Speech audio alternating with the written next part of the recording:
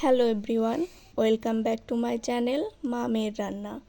আজকে আমি রান্না করে দেখাবো পটল চিংড়ি। আশা করছি রান্নাটা আপনাদের ভালো লাগবে। ভালো লাগলে একটা লাইক দেবেন, সাবস্ক্রাইব করে সাথে থাকবেন। তো চলুন দেখে নেওয়া যাক কী করে অল্প মশলায় রান্নাটা ঘরেই তৈরি করা যায়। এর জন্য পটল কেটে ভালোভাবে ধুয়ে নিতে হবে। এরপর কড়াইতে পরিমাণ মতো তেল দিয়ে পটলগুলো হলুদ লবণ দিয়ে লাল করে ভেজে নিতে হবে।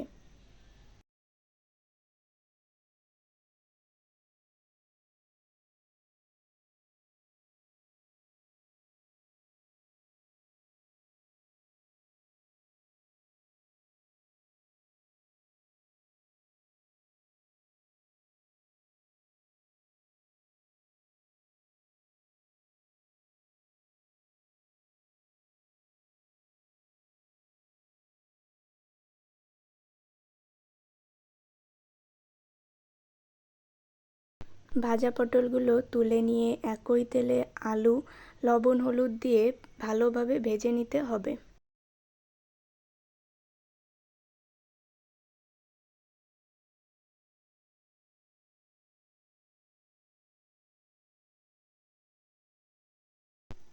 আলু তুলে নিয়ে তাতে চিংড়ি মাছ লবণ হলুদ দিয়ে ভেজে নিতে হবে।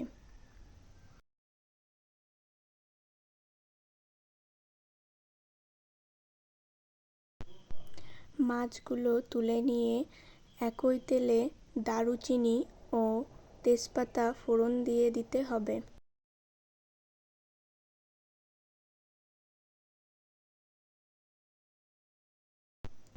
এরপর তেলে পেঁয়াজ কুচি দিয়ে লাল না হওয়া পর্যন্ত নেড়ে যেতে হবে। এর মধ্যে আদা রসুন বাটা, লবণ, হলুদ ও কাশ্মীরি লঙ্কার গুঁড়ো দিয়ে নাড়তে হবে। এরপর এর মধ্যে টমেটো কুচি, জিরা গুঁড়া ও সামান্য ধনে গুঁড়া দিয়ে মশলাটা তেল উঠে আসা না পর্যন্ত ভালো করে কষিয়ে নিতে হবে।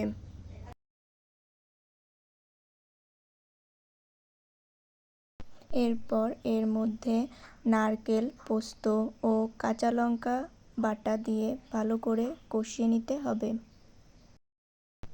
এরপরে এর মধ্যে জল, হলুদ, লবণ ও আলু দিয়ে ফুটে ওঠা পর্যন্ত অপেক্ষা করতে হবে। ফুটে উঠলে ভেজে রাখা পটলগুলো দিয়ে দিতে হবে। একটু পরে চিংড়ি মাছগুলো দিয়ে দিতে হবে।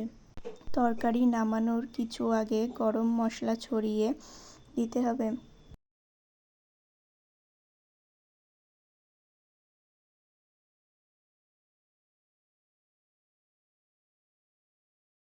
তৈরি হয়ে গেল পটল চিংড়ি। গরম ভাতের সাথে পরিবেশন করুন পটল চিংড়ি। আশা করছি আমার এই ভিডিওটা ভালো লাগছে। আজকের মতো আমি এইখানে বিদায় নিচ্ছি। সবাই ভালো থাকবেন।